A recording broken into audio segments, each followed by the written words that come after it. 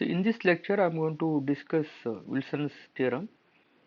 Let us move to the statement of the theorem. If P is a prime, then P minus 1 factorial is congruent to minus 1 modulo P. Let us move to the proof of the theorem.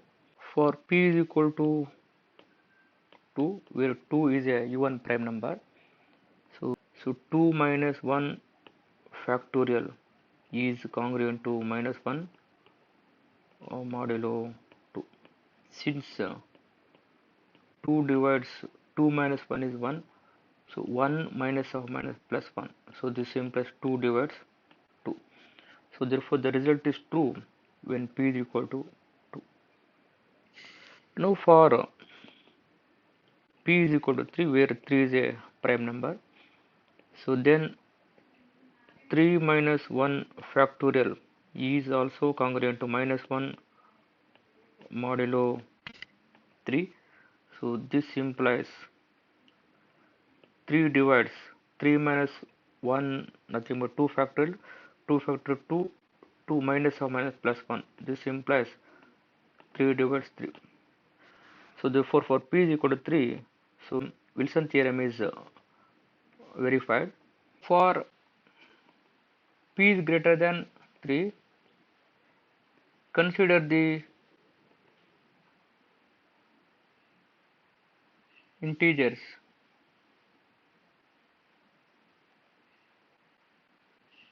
one, 2, 3 up to P minus 1.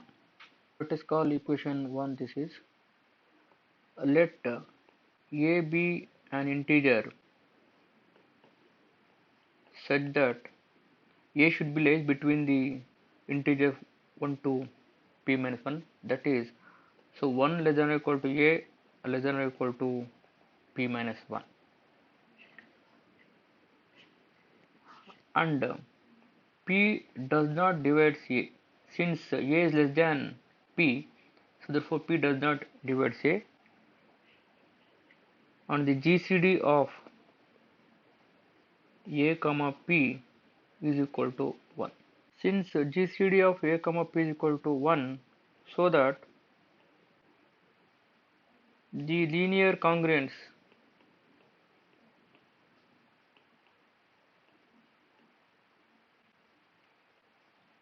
AX is congruent to 1 modulo P as a unique solution. So we know the property, if GCD of A comma P is equal to 1, so then the linear congruence AX is congruent to 1 modulo P as a unique solution. So now let A dash be the solution of the congruence AX is congruent to 1 modulo P, where A lies between 1 less than or equal to A less than or equal to P minus 1.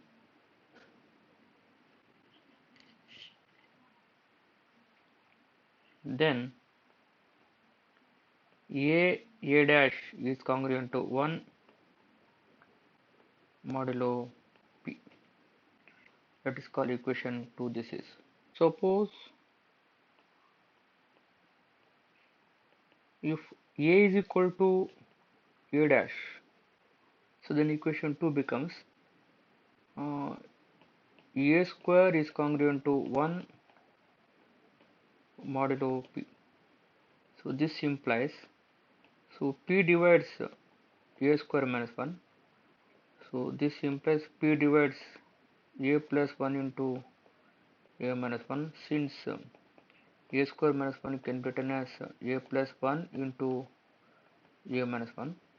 So this implies either P divides A plus 1 or so P divides A minus 1. If P divides A plus 1, so this implies A plus 1 is congruent to 0 modulo p. Or a is equal to, you can choose that p minus 1. Since you can observe that, so p divides, when you take a is equal to p minus 1, p minus 1 plus 1, this implies p divides p. This is true. When a is equal to p minus 1, so p divides a plus 1.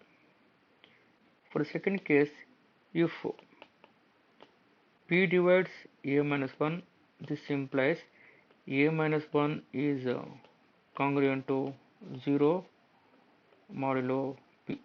When therefore we can choose a is equal to 1, since p divides when a is 1, 1 minus 1, 0. So this implies p divides 0. So therefore when p divides a minus 1, so therefore a is equal to 1.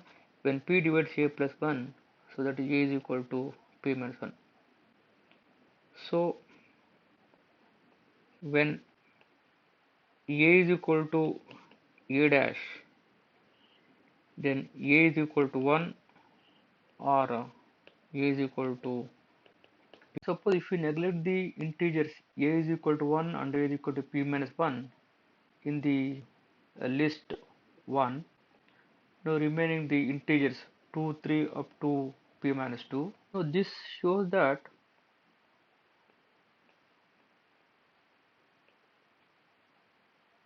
a dash belongs to the set 2, 3, 4 up to p minus 2, and group the integers 2, 3 up to p minus 2 into pairs a dash and a double dash, where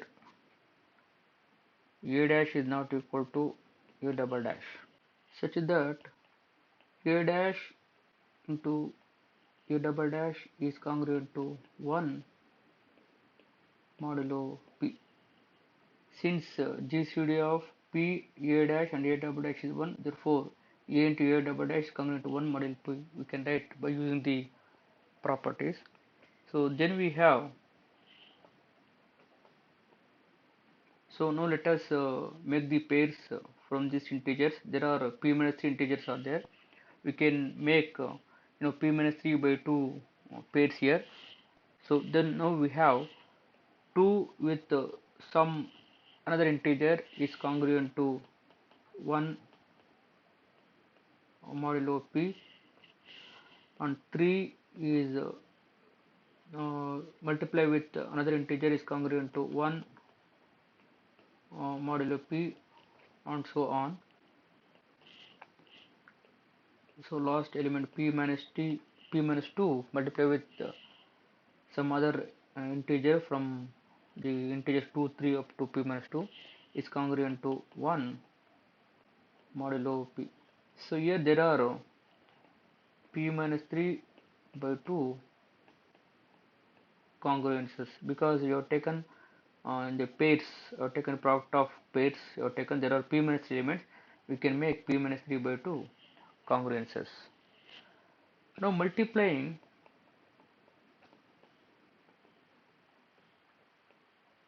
the above congruences,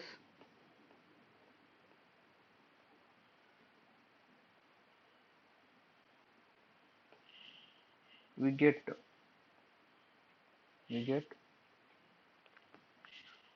so 2 into 3 into 4 and so on into p minus 2 is congruent to 1 modulo p.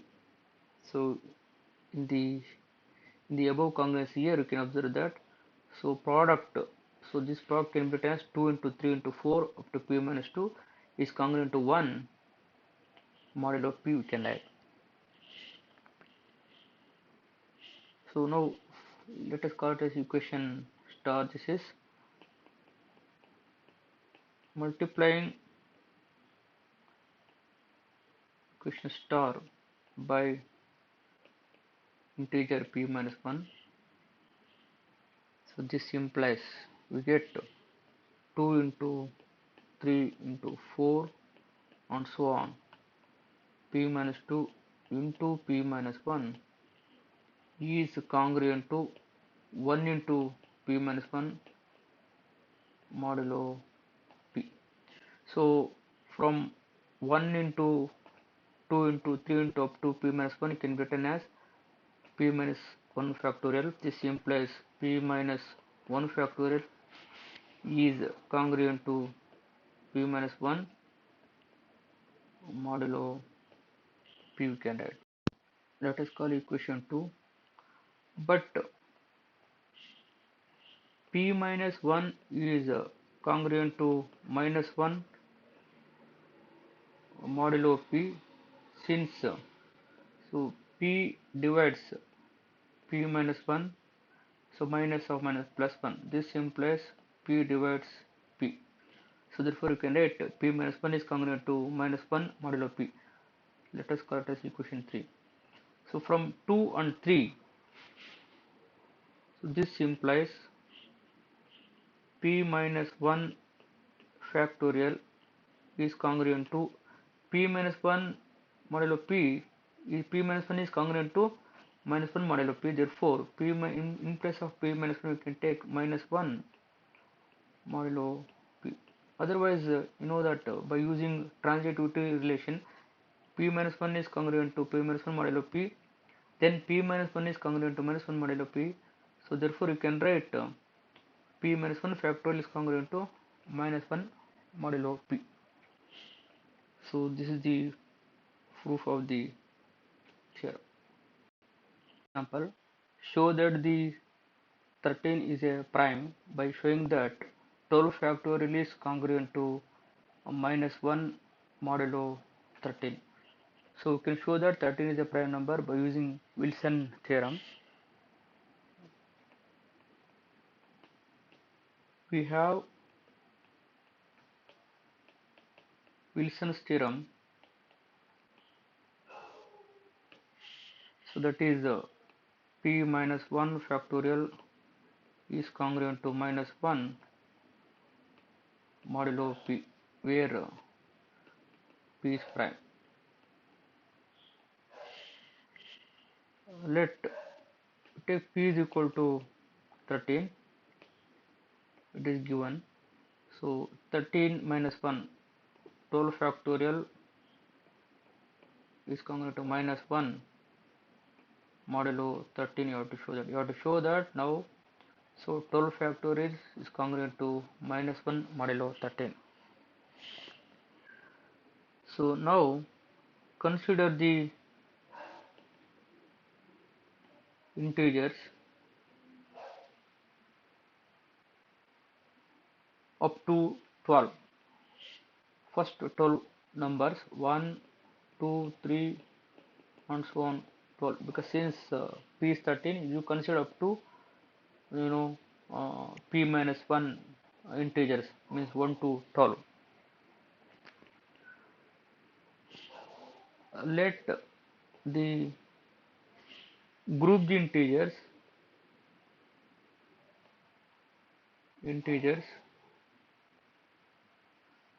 2, 3 up to 11. Just neglect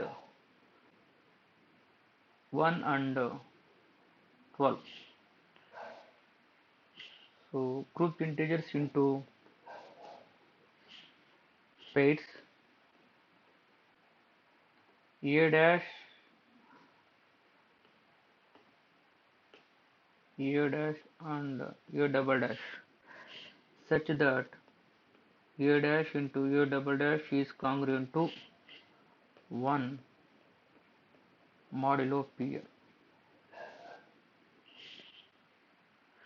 So then we can write, so 2 into 7 is congruent to 1 modulo 13. We can observe. Since we can observe that 13 divides 14 minus 1. Yes, we can group that integers 2 and and 7 from this list now. And the group the integers 3 and 9 is congruent to 1 modulo 13. Since 13 divides 27 minus 1, this implies 13 divides 26. You can group another group the integers 3 and 9. So now group the integers 4 and 10 is congruent to 1 modulo 13. Since you can observe that 13 divides 40 minus 1, so this implies 3 divides 39. 13 divides 39. Now group the integers 5 and 8 is congruent to 1 modulo 13. Since 13 divides 40 minus 1, this implies 13 divides 39. So another pair of integers, so 6 and 11 is congruent to 1 modulo 13. Since you can observe that 13 divides 66 minus 1, so this implies 13 divides 65.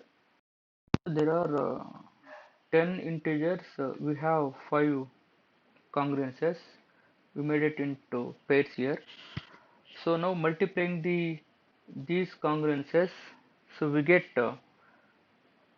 2 into 7, 3 into 9, 4 into 10, 5 into 8 and 6 into 11 is congruent to 1 into 1 into 1 into 1, that is 1 modulo 13.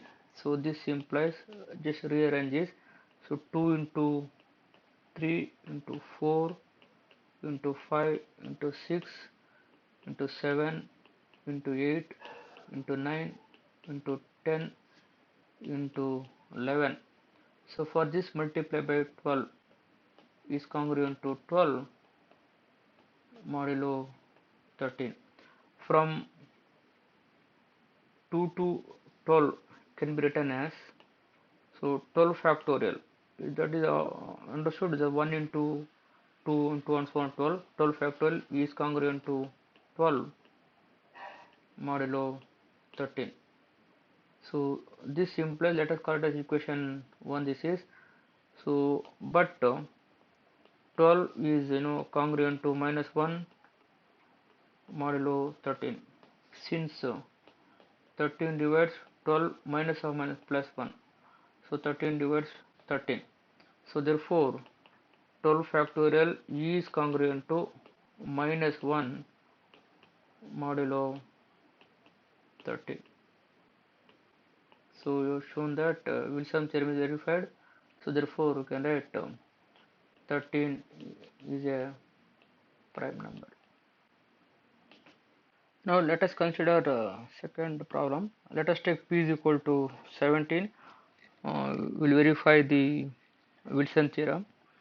So we have Wilson's theorem. So that is the p minus 1 factorial is congruent to minus 1 modulo p. So here p is equal to 17. We show that 16 factorial, where p is 17, 17 minus 1 is 16. 16 factorial is congruent to minus 1 modulo 17. Now consider the first 16 integers. Consider 1, 2, 3 and so on 16. Let group the integers 2, 3, 4 and so on 15 into pairs A and A dash and A double dash, where A dash is not equal to A double dash, such that A dash A double dash is congruent to 1 modulo P.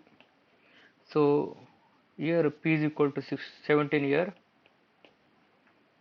So now consider A dash and A double dash from 2 to 15. Here there are 16 integers. We can construct the 8 congruences with the pairs A dash and A double dash. So this in the integer from 2 to 15.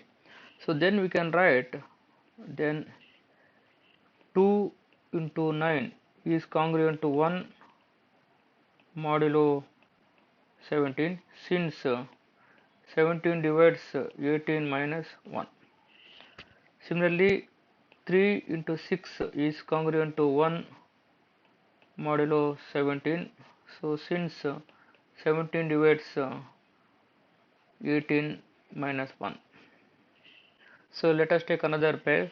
4 into 13 is congruent to 1 modulo 17. This, since 17 divides 13 into 4 minus 1. This implies 17 divides 52 minus 1. So this implies 17 divides 51. So then let us take the pair 5 into 7 is congruent to 1 modulo 17, since 17 divides 35 minus 1. Similarly, let us take another pair. So consider another pair 8 into 15 is congruent to 1 modulo 17. 17 divides 18 into 15 minus 1 also. Then 10 into 12 is congruent to 1 modulo 17, and 11 into 14 is congruent to 1 modulo 17. So there are 7 pairs of congruences here.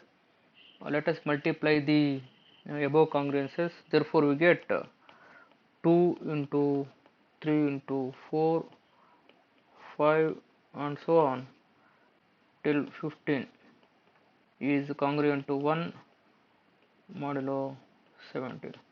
So for this multiply by 16. So we'll get 2 into 3 into 4 and so on. 15 into 16 is congruent to 16 modulo 17. So but 16 is congruent to minus 1 modulo 17, since 17 divides 16 minus of minus plus 1. So therefore 2 into 3 and so on 16 is congruent to where 16 modulo 70 is, that is minus 1 modulo 17. From 1 to 16 can be written as 16 factorial is congruent to minus 1 modulo 17. So for 17 is the prime.